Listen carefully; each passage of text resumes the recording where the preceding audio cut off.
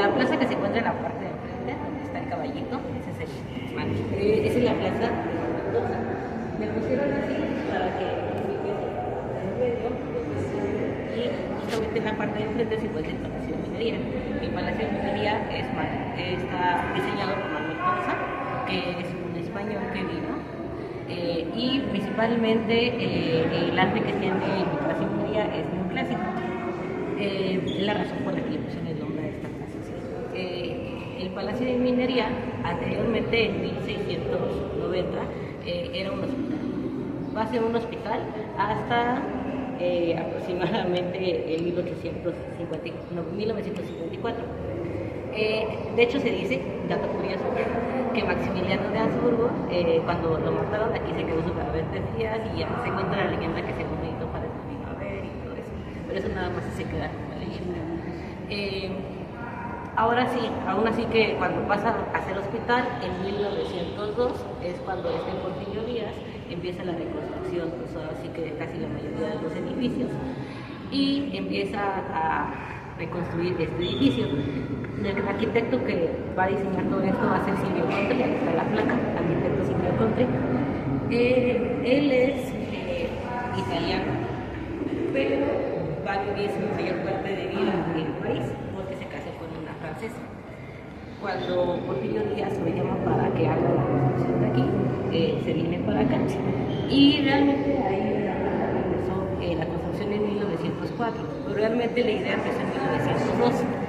Porque se tardó 2 años en tratar de construir, porque él hizo los planos, los mandó a Italia, pidió permiso para que pudiera traer muchas cosas de Italia, importaciones. Le aceptaron los planos y principalmente estuvo ligado con un arquitecto que se llama arquitecto Copé, que es un arquitecto que estuvo, pues ahora sí que muy alto en el renombre, porque estuvo participando con el Papa y pues ahora sí que sí, este arquitecto pues tiene abajo. De hecho, también el arquitecto va a traer a sus hijos para que sus hijos estén gestionando las cosas que se van a traer de Italia. De 1902 a 1904, lo que va a suceder es que van a traer puras fundamentales, van a traer todo lo que son las cosas para formar la escalera, que van a ser mármol, bronce y hierro, todo eso totalmente de Italia. Bueno, se vayan a lo que es la fondería Pignol, que es de Italia, es donde se va a fundir todo el hierro de las escaleras y de las ventanas. Bueno, en esta construcción se le dice que es eclecticismo. ¿Por qué? Porque vamos a ver muchos tipos de arquitectura. Va a estar el barroco, el neoclásico y el gótico. Esto, pues más que nada, igual por la influencia que tenía el arquitecto, ¿no? Que había vivido en Italia y también en Francia, la razón por la que va a tener diferentes modelos arquitectónicos. Y bueno, a pesar de que Porfirio Díaz fue quien lo mandó a construir, quien le va a dar inauguración va a ser Francisco I. Madero. Francisco I. Madero le da inauguración 4 y pasa a ser este edificio la Secretaría de Comunicaciones y Obras Públicas. Una vez que se queda ahí, en 1954 va a ser el Archivo General de la Nación, que ahorita está en Lecumberri, pero va a ser Archivo General de la Nación por buen tiempo, hasta 1970, que el Archivo General de la Nación se va a pasar a Lecumberri, y están ahí como pensando qué es lo que van a hacer con el lugar, hasta 1982, que la SEP se limpa para que lo utilice como museo, Museo Nacional de Arte Moderno. Y pues bueno, son 5 salas. Ahorita la sala que vamos a ver es la última, que es la 4. Nos vamos a subir al primer piso y los policías le van a decir que todo empieza arriba. Nosotros le vamos a decir que ahora sí que la sala que vamos a ir es de ese lado y nos vamos directamente a la sala. Seguimos.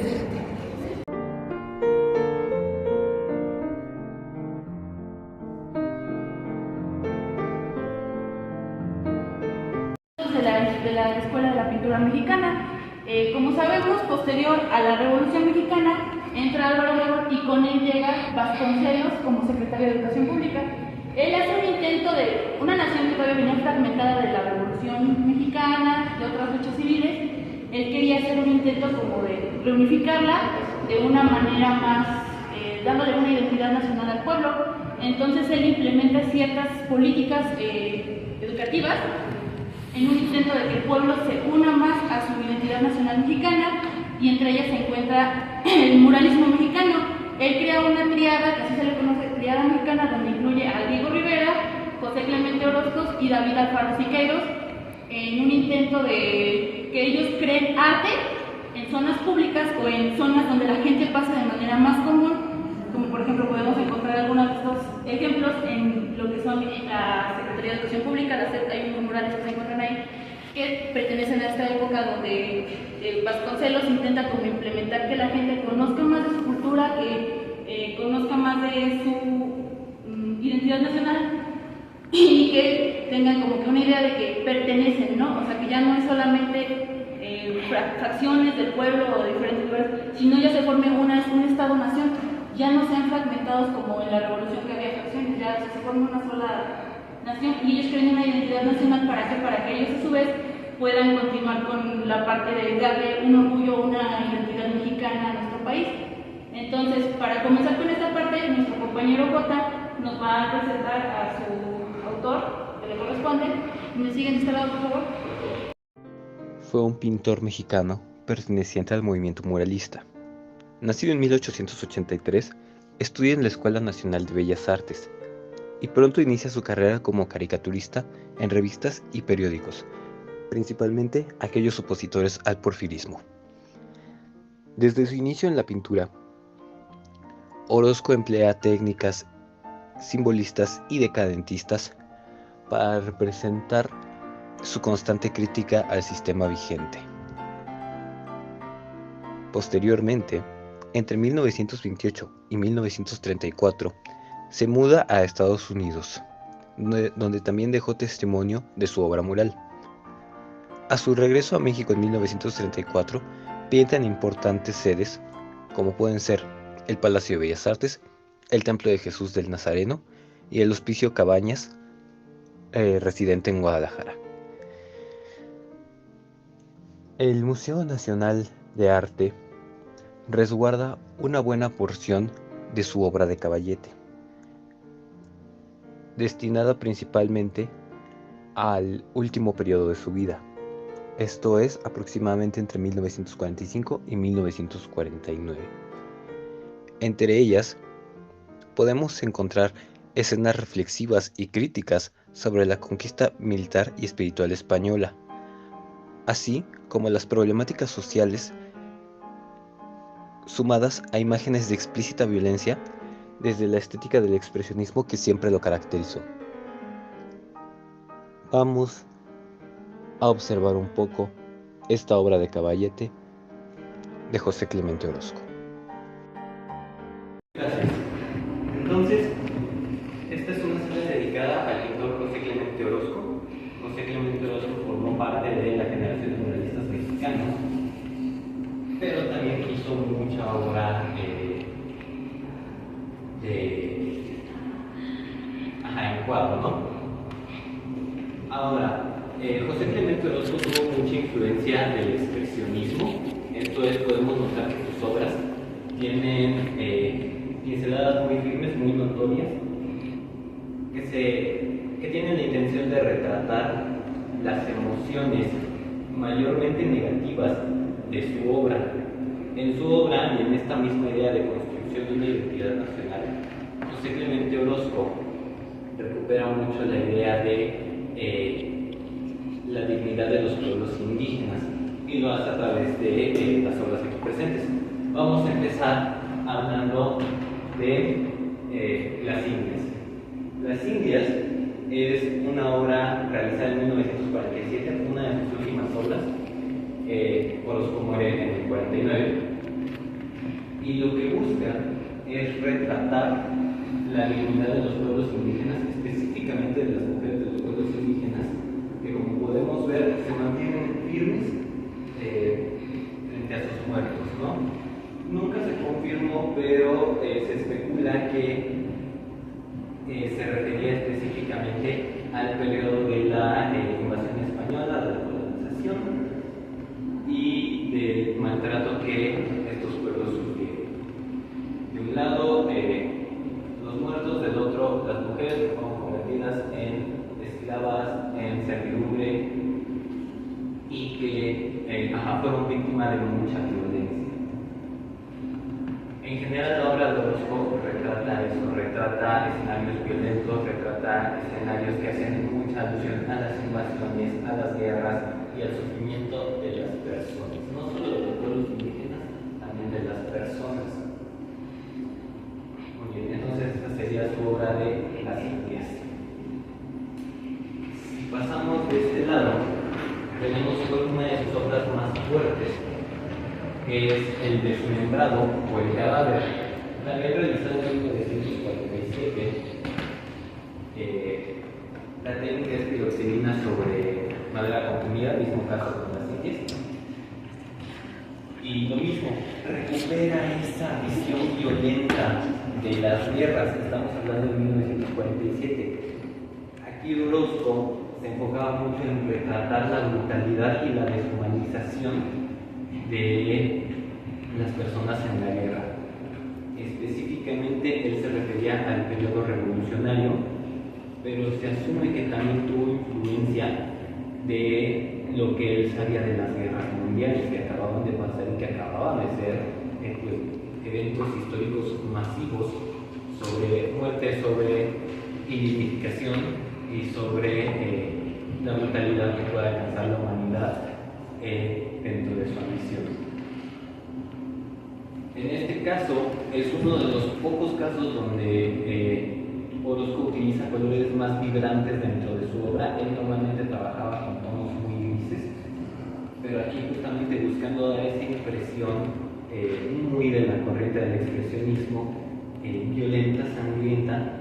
Toda esta obra está compuesta por tonos rojizos con un complementario tono verde casi grisáceo para resaltar pues, justamente la violencia, la sangre y pues, todo lo que conlleva la guerra, ¿no? Vamos a pasar a nuestra siguiente obra. Esta, junto con la que de hecho tenemos en las espaldas, forma parte de una colección llamada Los Teules. Los Teules.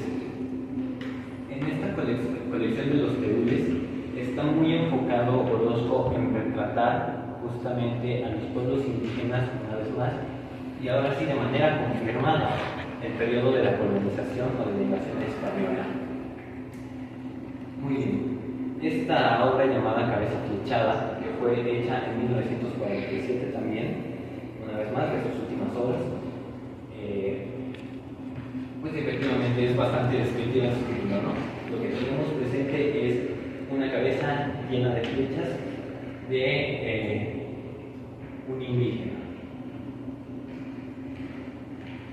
¿Qué quería expresar ahí con esta obra? Primero que nada, la resistencia de los pueblos indígenas. Eso retrató la idea de que no tiene una flecha, tiene aproximadamente 7, lo que pues indica que soportó, ¿no? que nuestra víctima soportó, que aguantó todo lo que pudo, incluso teniendo la que se asume fue la flecha fatal, una flecha clavada directamente en el ojo izquierdo. Ahora,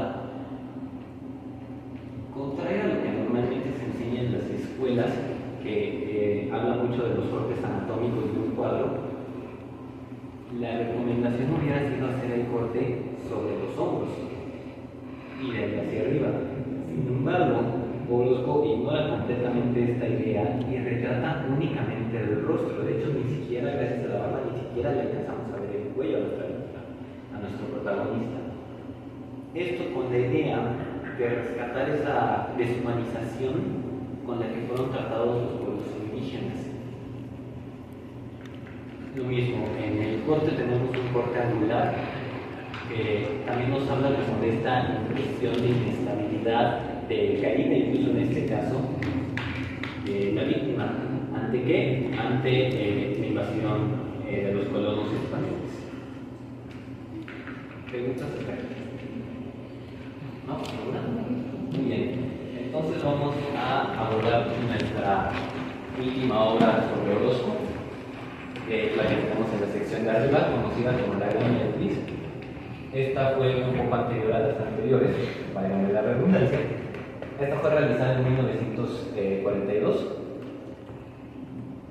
y esencialmente es una crítica hacia el modelo político. Tenemos entendido que una meretriz es que en este caso representa a las instituciones y al modelo político.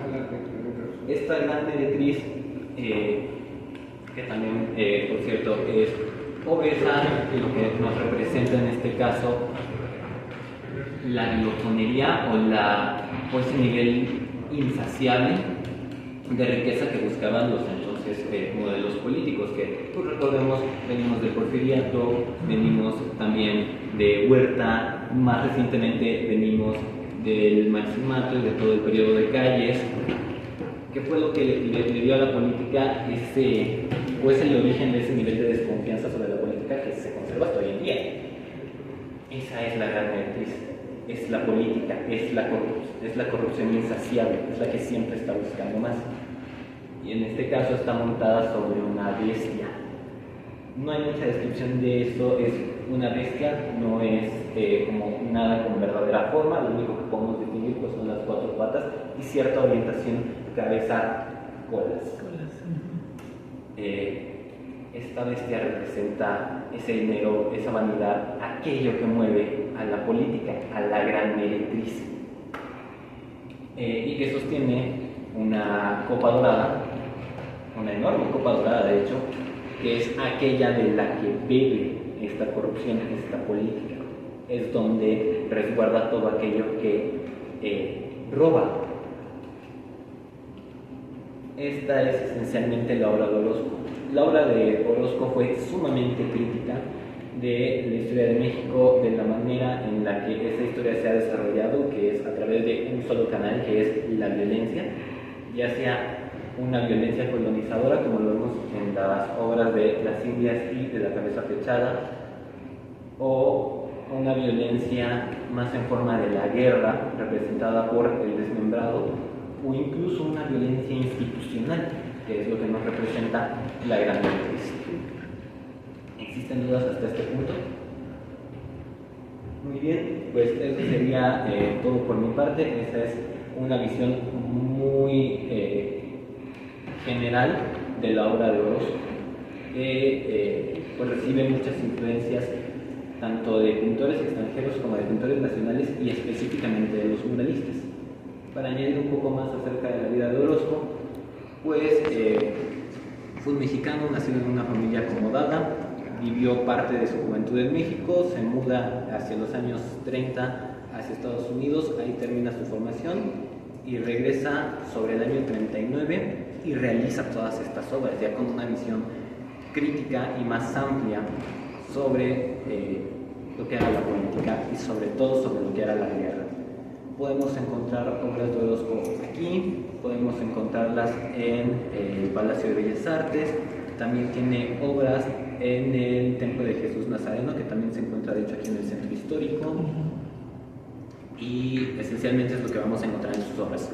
Mucha violencia, mucha resignificación de lo que es ser indígena y mucha crítica social y mucha crítica histórica. Si no existen dudas, eso sería todo por mi parte. Muchas gracias y... Como parte de la presentación de la siguiente sala, presentaremos la del muralista Diego Rivera. Rivera es uno de los artistas más renombrados de México y una figura emblemática en el mundo del arte a nivel internacional. Su trabajo no solo ha dejado una marca imborrable en la historia de la pintura mural, sino que también ha sido fuente de inspiración y controversia por su fusión de arte, política y cultura popular. Rivera nace en Guanajuato en el año de 1886. Comienza su carrera artística en Europa con la influencia del cubismo y el surrealismo.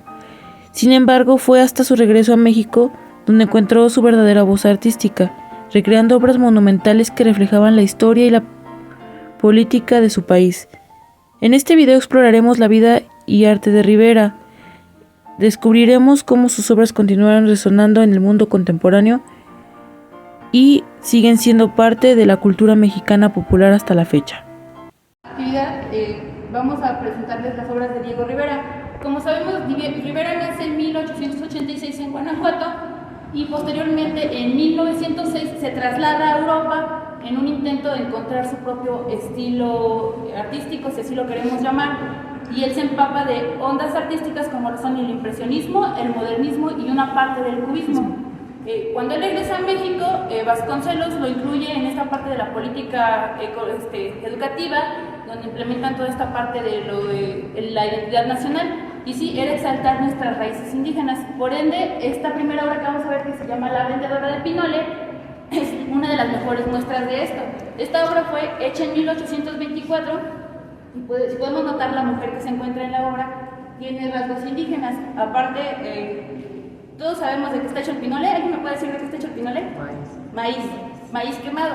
De hecho, aquí se salta como una parte de lo que criticaba la parte política Diego Rivera, ya que muchas de estas obras al inicio fueron encargadas, algunas de ellas, como por ejemplo el caso de esta, para colecciones privadas de gente de clase alta. Sin embargo, Rivera hacía como un guiño a nuestra cultura nacional y era como una especie de crítica de, bueno, está bien, tú tienes el lujo para pagar esta obra de arte, pero te voy a mostrar cómo vive la otra parte de la población indígena.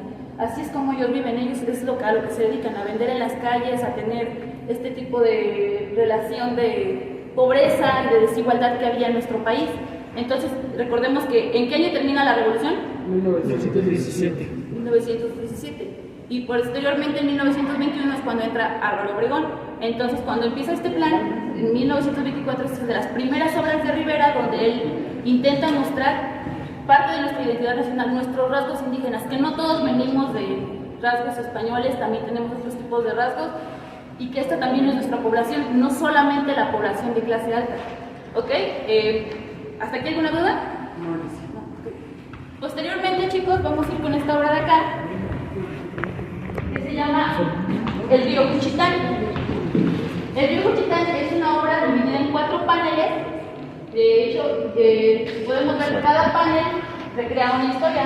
Esto, como se puede decir, como mural largo, fue creado originalmente como un encargo por parte de un productor francés, que de hecho era socio de una casa productora donde trabajaba Mario Moreno Cantinflas. Fue creado para presentarse como una muralla de concreto, y originalmente estaba expuesta frente a una piscina. De hecho, este está hecho en óleo sobre lienzo, pero tiene una gemela, sí se podría decir así, una obra gemela que se encuentra en el Museo Soumaya, que actualmente, de hecho, la obra es conocida porque tiene doble vista. De hecho, aquí no lo muestran porque aquí nada más nos está mostrando una sola parte, pero la historia está dividida en 2. La original es una valla de concreto que pesa más de 2 toneladas, algo así. Y de hecho, actualmente el precio de esa obra original, de la gemela, es de $2 millones. Por mucho tiempo esta obra no estuvo expuesta al público, ya que, como mencionaba, fue creada específicamente para un solo lugar, que era una casa que se encontraba en Cuernavaca. Posteriormente, cuando esta casa es vendida, esta obra fue expuesta por un tiempo en un museo de Cuernavaca, pero no se podía comprar, o sea, el museo de Cuernavaca no podía comprar la obra. De hecho, la obra original, la que es la gemela, está hecha con una técnica que se llama mosaico veneciano, ya que como iba a estar cerca del agua, pues no podía ser hecha con pinturas, con óleo, porque pues se hubiera echado a perder. De hecho, si alguien conoce cómo son los mosaicos, son pedazos de vidrio de diferentes colores que van acomodados. Pues el vidrio no se maltrata con el agua, de hecho por eso estaba hecha así. Aquí nada más nos muestra una parte de la identidad mexicana. Si nos podemos dar cuenta, el río Juchitán se encuentra en Oaxaca, en el istmo de Tehuantepec. De hecho, podemos ver que, como siempre en las obras de Rivera, era el intento de retratar nuestra identidad nacional, las costumbres indígenas. Él retrataba mucho esta parte de las costumbres indígenas. Por eso podemos notar a gente que se encuentra nadando, personas de origen indígena que se encuentran lavando ciertas prendas de ropa, bañando a sus hijos, haciendo actividades que eran muy cotidianas para la clase baja y que a lo mejor no estaban tan como exaltadas. La gente no le daba tanto hincapié, ya que recordemos que previo a este intento de vender la cultura mexicana, veníamos de un arte que era más bello, más europeo, traía más raíces de gente de tez caucásica, blanca. No se hablaba tanto de una identidad nacional. De hecho, Rivera, la mayoría de sus obras hablan sobre las costumbres y las tradiciones de nuestro país. ya que podemos ver en otras obras, como por ejemplo aquí no se encuentran, pero La vendedora de camelias es otra muestra de Rivera de un intento de meter la parte de la identidad nacional de nuestro país, mostrar la gente de a pie, la gente del mundo cotidiano, que no todo era bello, no todo era un arte, pues, sin exaltar la parte rica de nuestro país.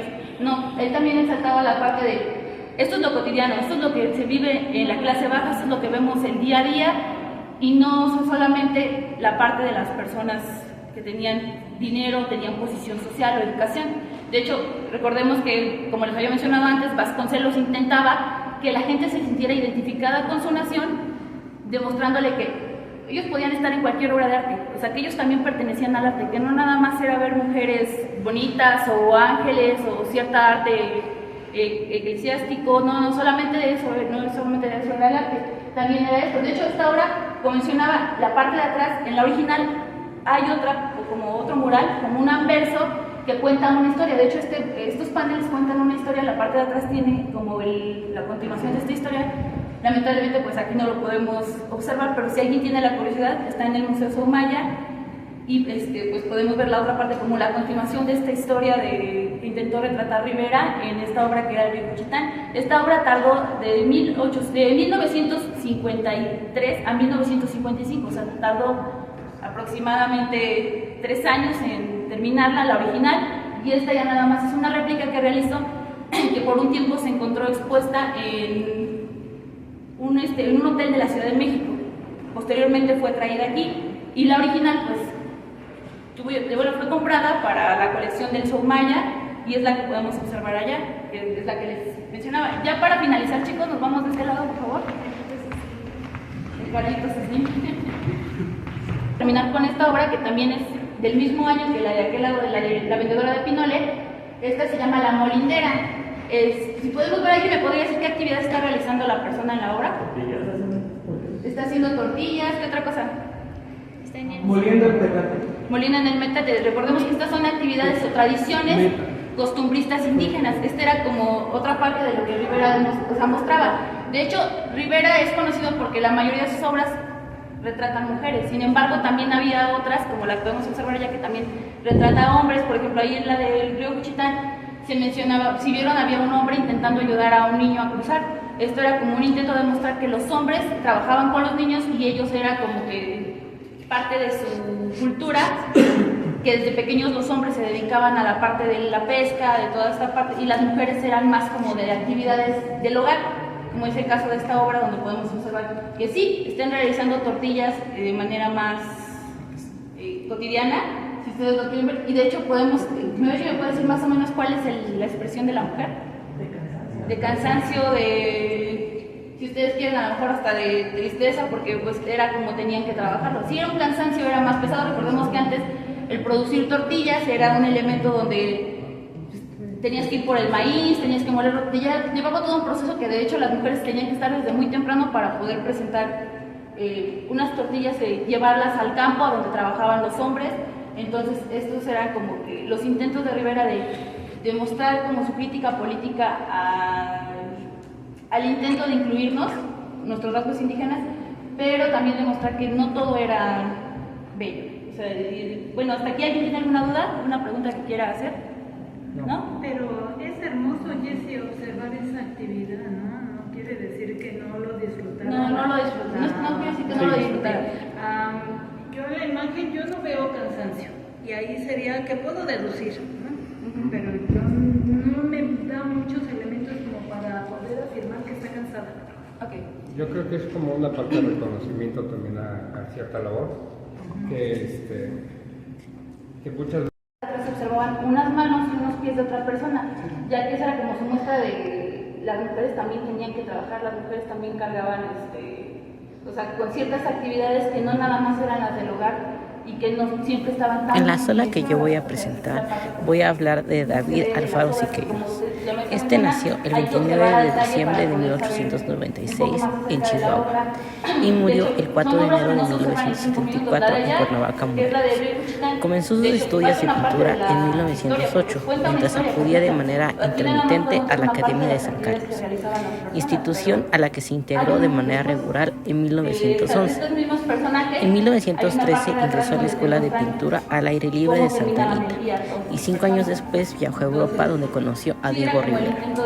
En 1921, durante su estancia en Barcelona, España, redactó y publicó uno de los textos fundacionales para el arte mexicano de la primera mitad del siglo XX. Y en 1922, de regreso en México, se incorporó al grupo de artistas comisionados para llevar a cabo el programa iconográfico mural de la Escuela Nacional Preparatoria.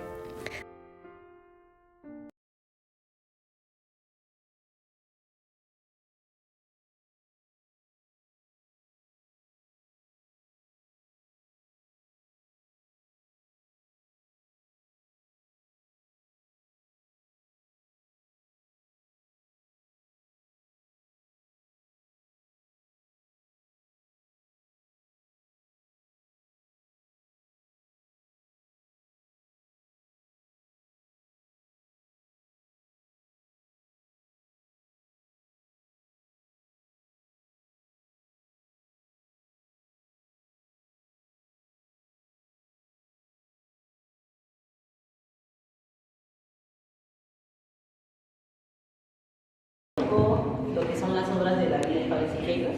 David Juárez Siqueiros nace en 1896. Les voy a ir contando un poco de la vida de Siqueiros y conforme vaya avanzando en la historia les voy a ir mostrando las pinturas, porque a mí se me hace muy importante mostrarlo de este lado. David Juárez Siqueiros nació en Ciudad de México, pero él siempre dijo que vivía en Chihuahua.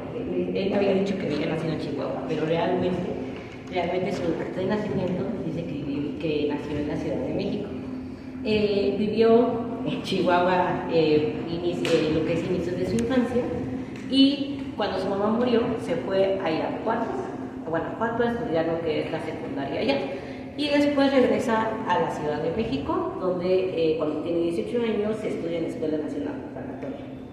En las mañanas, en las tardes lo que es el Colegio de San Carlos. Ahí en el Colegio de San Carlos aprendió lo que es la pintura y todo eso. Esos van a ser sus inicios para que él sea totalmente un movimiento de esquemista. Lo que va a caracterizar las pinturas de Siqueiros van a ser varias cosas. El primero es dinamismo. Esto quiere decir que va a tener como movimiento las pinturas. Otro, lo que es la realidad social y una lucha social.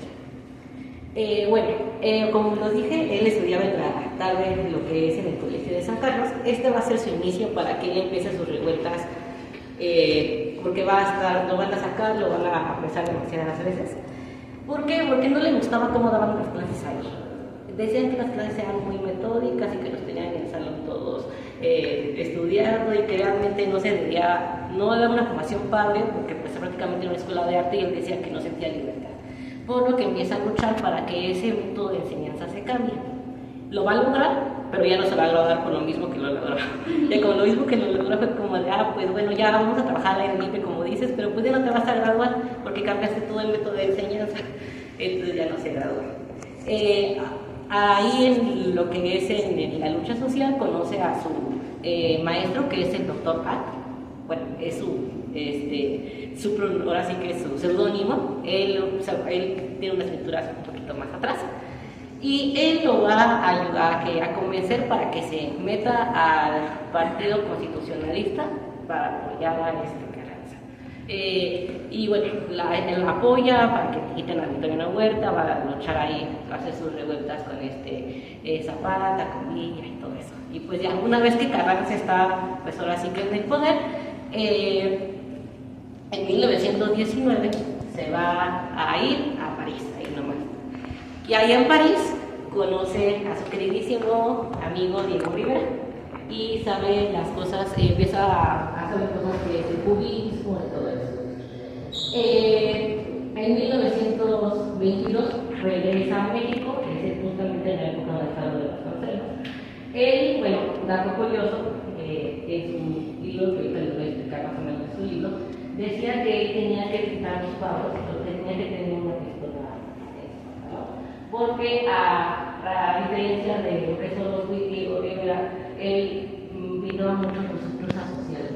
Entonces, eso molestaba mucho a los estudiantes y a los alumnos, por lo que siempre tenían la pistola, ¿verdad? Sí. Ahora, bueno, ya que ahora sí que empieza todo esto de las pinturas de Vasconcelos y todo eso, él crea lo que es el sindicato, inaugura el sindicato de pintores y escultores y se agrega al Partido Comunista. Pero pues su compa Diego Rivera se enamoró y pues fue como de pues salte de viejo. Y entonces ya a ellos, prácticamente en ese momento Diego Rivera y Siqueiros cortaron lazo, porque Diego Rivera ya no más andaba todo enamorado y Siqueiros pues que ya querían una lucha social. En esa lucha social pues le duró buen tiempo y en 1930 lo arrestan y lo mandan a la cárcel de Lecumberri. La cárcel de Lecumberri está 3 meses nada más y después le dicen, bueno, pues ya para que te lleve, pagas una fianza, en ese momento eran 3,000 pesos. 3,000 pesos, pero te vas al exilio de la Ciudad de México y te vas a Casco Guerrero. De aquí pasamos a esta imagen. Esta imagen realmente es de 1931, pero sí, bueno, la idea que tuvo muchos que interpretan las imágenes de Siqueiros dicen que la idea nació cuando Siqueiros estaba arrestado en Lecumberri. Bueno, primero quiero que observen la pintura. ¿Qué pueden observar de la pintura? ¿Qué es lo que ven? ¿Alguien? Yo veo pues, a una mujer que está como triste, está como afligida, preocupada, ¿no? Y de niños alrededor, porque dicen que son sus hijos, pero pues a niños no le parece que están jugando, que le están pidiendo que le haga como que le está extendiendo los brazos. Entonces ella se ve que está como en un lugar cerrado, en un lugar confinado, y se ve como que ya no puede más. Ok, sí, buena interpretación. Ok. Esta pintura se llama lo que es la madre proletaria. Está pintado con lo que es óleo y con lo que es yute, que es como una alfombra. Y bueno, lo que quiere significar o lo que quiere expresar Siqueiros en esta imagen es más que nada la lucha de las mujeres trabajadoras. Lo que trae puesto es ahora sí lo que utilizaban, la vestimenta que utilizaban las trabajadoras en ese momento. Los dos niños que trae atrás son sus hijos, que cargan con todo el peso de estoy trabajando y aparte tengo que alimentarlos y no puedo, ¿no? Al final de cuentas a lo mejor yo no quería hijos, pero los tuve que tener. O sea, cargan con el peso de sus hijos, de que los tiene que mantener vivos.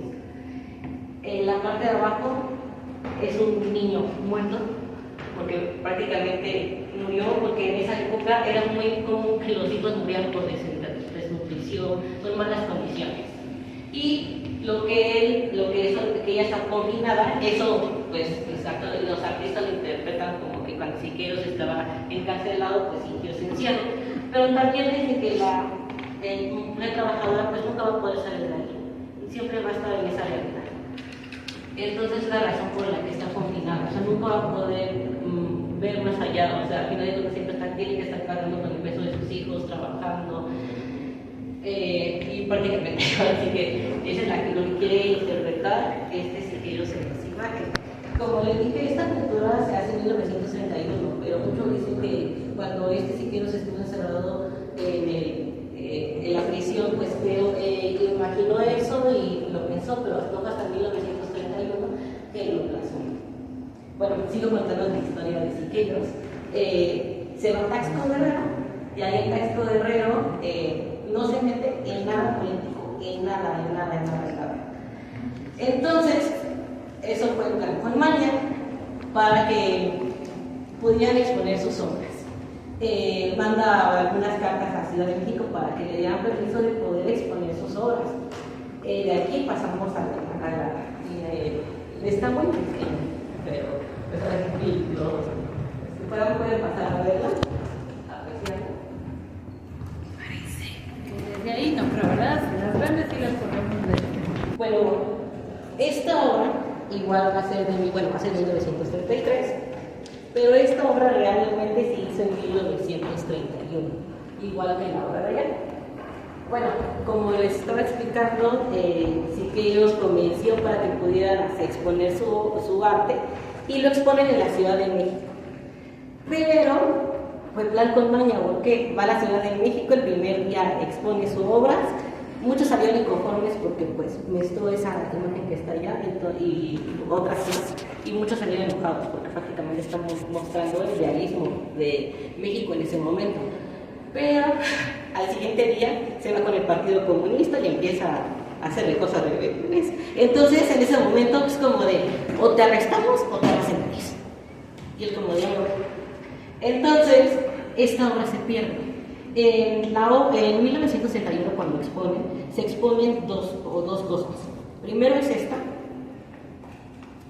que esta es las ideas se las van pasando, es lo que es el boceto de la obra original. Ese es el boceto. Y se expone la original, que es esta. Esta se expone, pero se pierde, porque justamente como él se va, pues ya no reclama sus pinturas y muchos pues empiezan a agarrarlas y él ya no pudo apoderarse de las suyas. Esta es la real.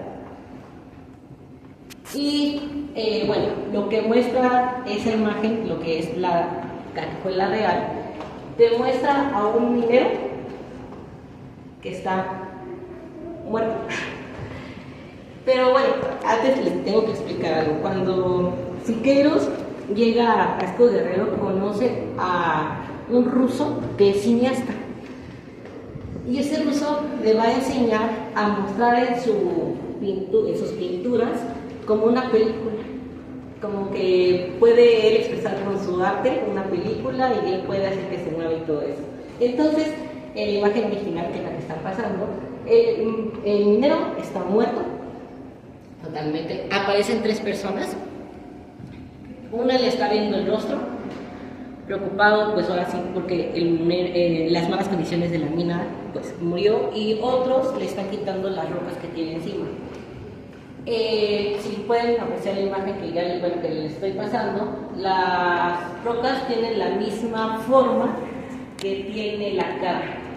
Esto es para significar que él está completamente helado, y pues por muerto, y pues así que como para significar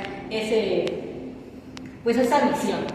Esta, en 1963, que la hizo ya en Buenos Aires, prácticamente la hace muy como, ahí está ya, porque la hace muy rápido porque realmente su obra original la perdió. Entonces esta así como que la hace pues no le dice no, pero pues hoy sí como que ya no le echa tantas ganas a la otra. Y a diferencia de la que estoy pasando a esta, es de que en esta le agrega un pico de mina. Y pues bueno, la primera, que es el boceto, está hecho con lo que es tinta y con papel, y la original estaba con oleoyute, igual que la de ella, y esta es con acuarela, gauche, y está sobre papel. Bueno, les sigo contando sobre la historia de Siqueiros. Siqueiros, bueno, vamos a pasar a la raya.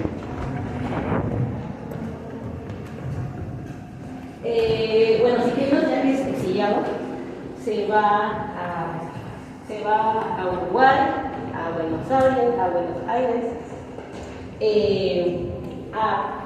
Nueva York. En Nueva York abre un taller, el taller de Siqueiros es el de Nueva York, y ya después regresa de 1934 a 1936.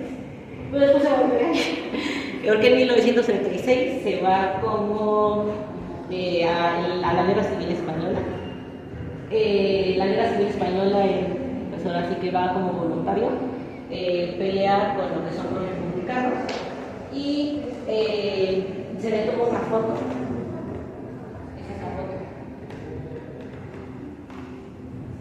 La pueden ir pasando. Y ahí en la Guerra Civil Española se vuelve coronel. Entonces, esta obra se titula El Coronelazo. Porque pues ahora sí que es como se vuelve cuando le toman la foto y él se inspira de esa foto que le tomamos de esa pintura. Esta pintura la hace en 1945, pero pues se inspira totalmente de la foto que le toma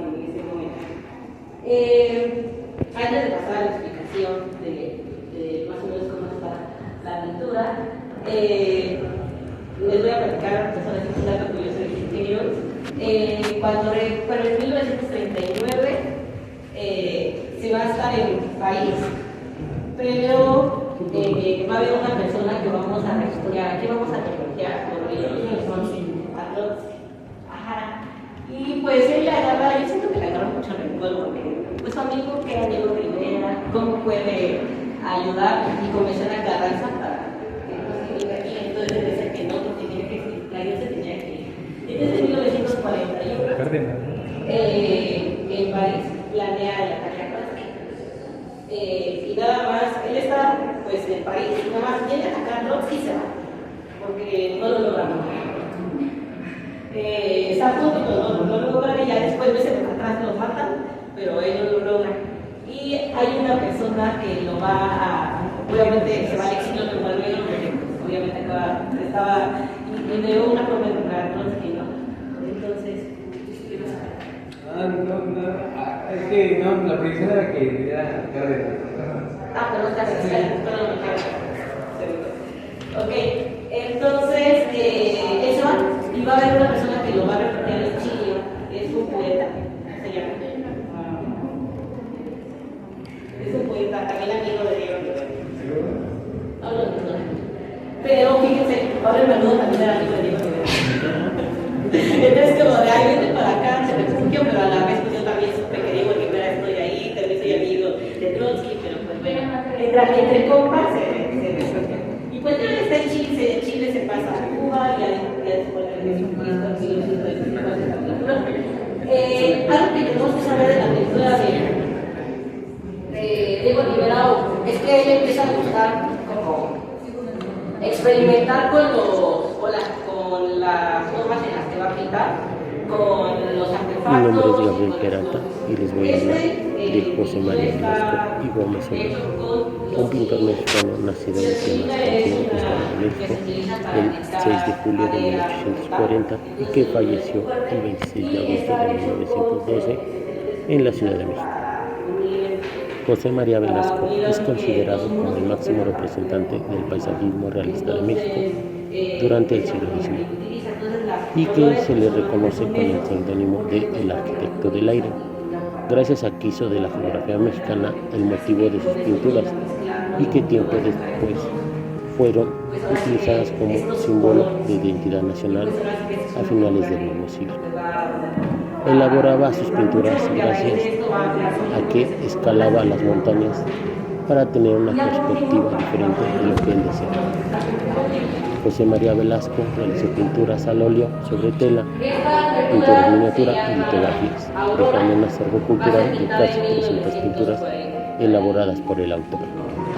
1945, y bueno, aquí que pueden apreciar en la pintura, que es lo que alguien que es lo que ve algo así.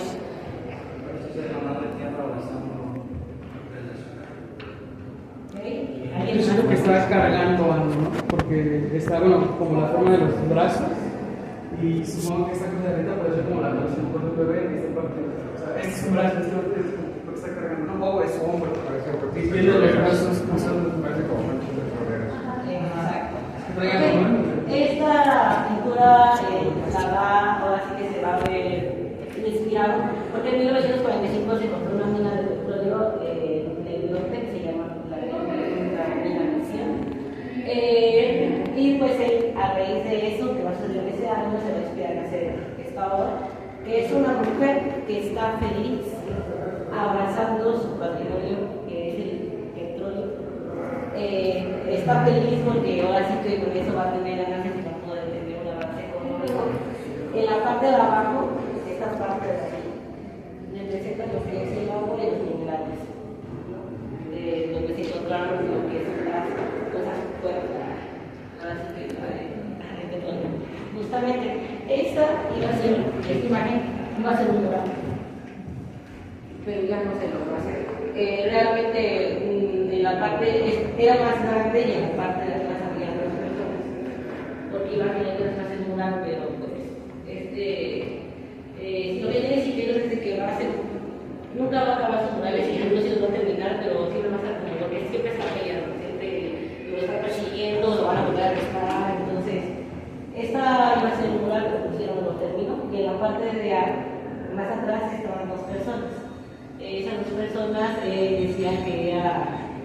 Cárdenas, y el otro nombre se me fue, pero es una persona que apoyó mucho los movimientos obreros del petróleo. Y pues bueno, así que ya con esto concluimos Siqueiros, ya Siqueiros se va a quedar aquí, después va a volver a ser abrazado por Lecumberri, y ya después se le da cuenta también el así que hasta aquí ya llegó.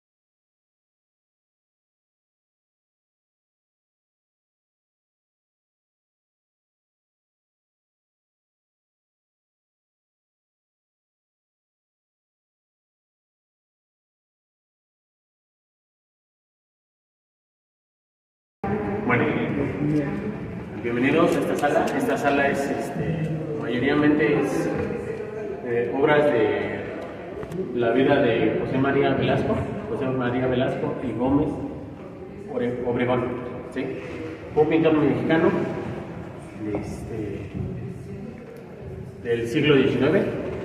Nació el 6 de julio de 1840 y falleció el 26 de agosto de 1912. Un pintor que se considera como el arquitecto del aire, gracias a que sus obras están vistas desde una panorámica más alta de lo que representaba. Aquí se puede ver un autorretrato de él, que fue pintado en 1896. Ya él ya era una persona ya mayor, él se dibuja, ¿sí? Es un óleo sobre tela, básicamente es pintura con coagulantes a base de aceite, donde él mayormente todas sus pinturas son así, son óleos sobre tela con bastidor de madera, ¿sí? En esta algo que él tenía una particularidad era que sus obras parecían fotografías. Si lo pueden ver, prácticamente parece una fotografía, pero en realidad son de la técnica que él tenía, hacía representar como si fuera fotografía, ¿sí? Esta particularmente es un retrato de un autorretrato de él, donde he hecho en 1896, ¿sí? Aquí ya empezamos ya con sus obras. Esta es una de sus obras, esta se llama La Alameda, fue hecha en 1866. Una característica de José María Velasco es que entró al Museo a la Escuela de Artes de San Carlos a los 18 años mediante un concurso en donde se ganó una beca. Él a los 18 años le dieron la plaza de profesor, pero de perspectiva. A los 4 años después, él ya obtuvo la plaza completa, pero de paisajismo. Realmente sus obras son una obra muy grande, son alrededor de 300 piezas, en donde él se dedica mucho al paisajismo, ¿sí? Características de él es el realismo que le impone a todas sus pinturas. En esta, la Alameda, él trataba de representar la Alameda en tiempos del Segundo Imperio de México, cuando estaba Maximiliano de Habsburgo, ¿sí? En 1863-1866, ¿sí? Como pueden ver, esta obra prácticamente parece una fotografía. De hecho, un dato característico, que sus pinturas fueron tomadas tiempo después por revistas ya después de la Revolución como ilustrativas de la época, ¿sí? Una de sus características es que parecían fotografías, por eso fueron tomadas de esa manera, ¿sí? Esta es una pintura igual al óleo y sobre todo sobre tela. Otra de las características de él es que él hacía pinturas en miniatura también y litografías, ¿sí? Pero básicamente era más pinturas sobre el óleo, ¿sí? ¿Alguna duda sobre esta? Vamos a pasar a la siguiente.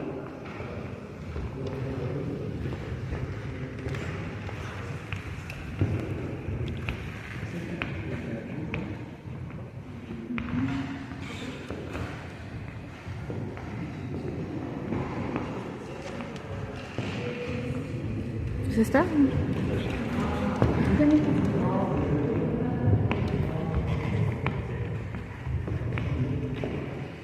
Bueno, aquí continuamos. Esta es otra obra de José María Velasco, que fue hecha en el año de 1877. Representa al Valle de México, pintado desde las alturas. Por eso les comentaba que se consideraba como el arquitecto del aire, gracias a la visión que él tenía. Sí, es igual un óleo sobre tela, pero una de las características que tenía, o más bien, él era considerado muy avanzado para su tiempo. Él era botánico, zoólogo, paleontólogo, arquitecto, todo eso lo plasmó en sus obras. Como pueden ver, él jugaba mucho con la puesta del sol y sobre todo el realismo que le ponía a sus paisajes. De hecho, es paisajismo realista que él maneja. Como pueden ver, al fondo se empieza a ver la ciudad, como no en ese tiempo, y él está arriba en un cerro, por eso es el arquitecto del aire, porque él tomaba todas sus visiones desde las alturas. ¿Sí? Aquí, como pueden ver, él juega mucho con la botánica, ahí se maneja una ave. Para hacer esta obra, él se dedicó a estudiar la flora y fauna del lugar para hacerlo lo más realista posible. ¿Sí? Todo esto son, ahora sí, al fondo se ven los volcanes, pero vistos desde lo que hoy sería más o menos Pontical, más o menos de esas zonas. ¿Sí? Ahora, él, para ese tiempo, él pasó durante 44 años, fue maestro de la Escuela de las Bellas Artes. Él fue maestro en sus inicios de Siqueiros, Diego Rivera y Orozco. En sus principios él fue el de perspectivas, maestro de perspectivas en los inicios de ellos. Después ellos ya tomaron su visión y ya se dedicaron a pintar. Pero él fue maestro en sus inicios. Si lo pueden ver, ya para cuando ellos están estudiando, él ya es una persona de edad ya considerable, porque era un adulto ya mayor, pero él duró mucho tiempo dando clases en la Escuela de Bellas Artes. ¿Sí? Vamos a ver la siguiente obra, que es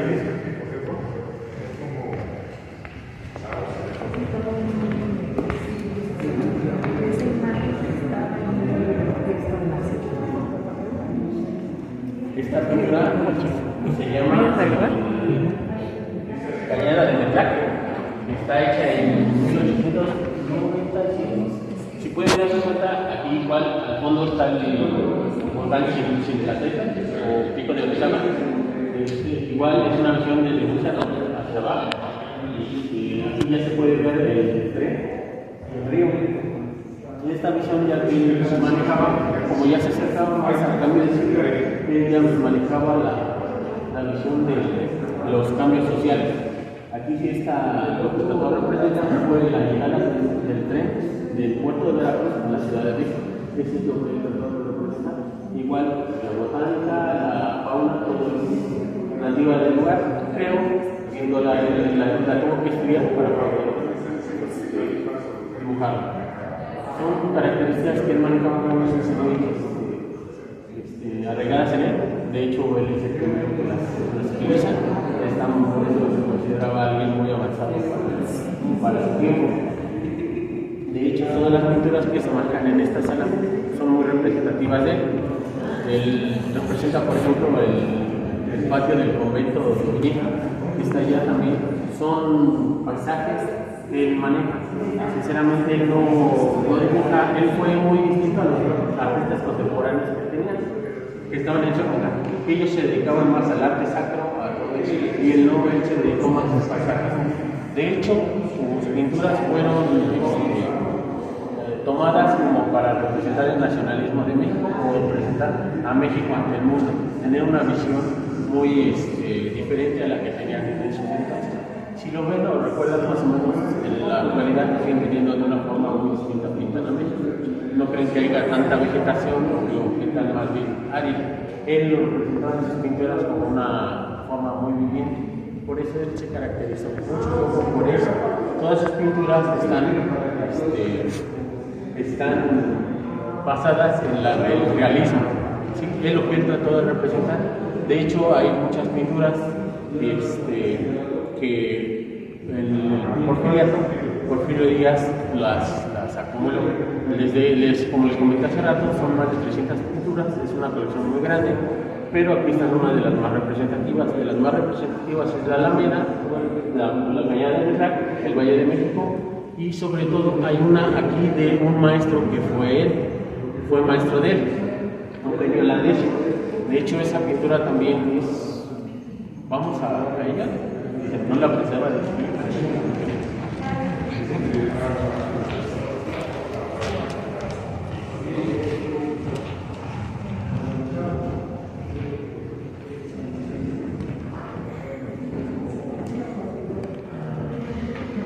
Bueno, aquí como pueden ver, esta es una pintura pintada por un maestro de José María Velasco, un genio holandés. Él era italiano, pero si lo pueden ver, él tuvo mucha influencia en la forma en que pintaba José María Velasco. Igual, aquí lo que su maestro pintaba era muy el realismo que también él manejaba. Como pueden ver aquí, en esta altura, las personas que están aquí, el sol se ve que ya está cayendo, ya está atardeciendo y está generando las sombras en la parte de atrás. Hay un tornado, están los volcanes y las avenidas principales y la ciudad de la metrópoli. Como pueden ver, era un juego de colores que manejaba el maestro de José María Velasco y él lo representó de otra forma, pero siguiendo la misma corriente. Como pueden ver, los cambios, los tonos de luz de las nubes y todo eso de las artes ya son, en esta obra, principalmente ya es el atardecer, ya es algo, ya son colores más dorados, más ya cayendo el sol, y se representa de esta forma.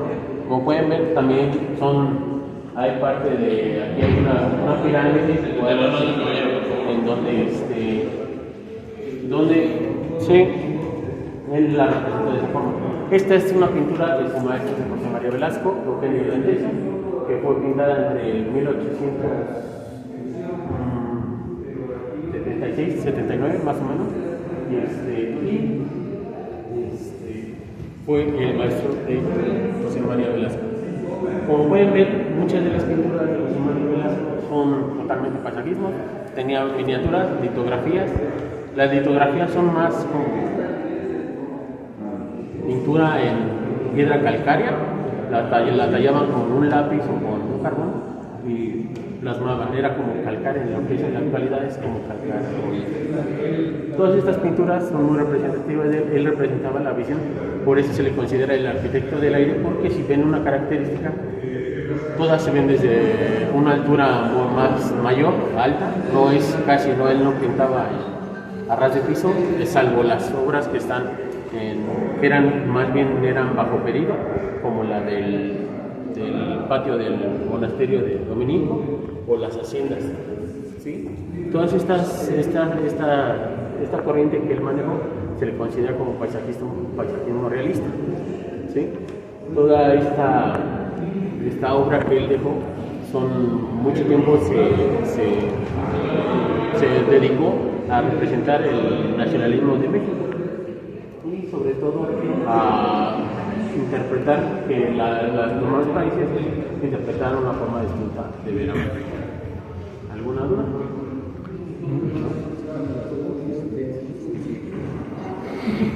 Okay.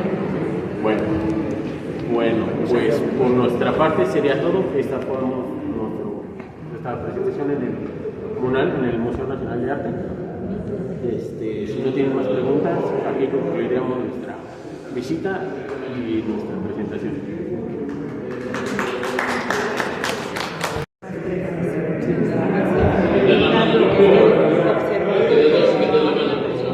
Sí, de hecho, también otra característica, las pinturas tardan mucho tiempo, no son pinturas que se pudieran hacer en un año. Alrededor, más o menos, se van diferenciando. Esa tardó 50. Se van diferenciando entre 10 años, más o menos, lo que tardaban en hacer una pintura. No eran unas pinturas que se hacían bajo pedido, o más bien en serie, que fueran muy rápidas de hacer. Todas eran pinturas muy representativas de él, pero que te llevaban cierto tiempo, no era algo tan fácil de hacer. Como si se dan cuenta, son casi 10 años, 12 años entre cada una de las pinturas, y pues ya él, para la edad que él ya tenía, ya estaba bastante grande, pero su técnica era muy buena. Considero que lo hace representante del paisajismo realista de México.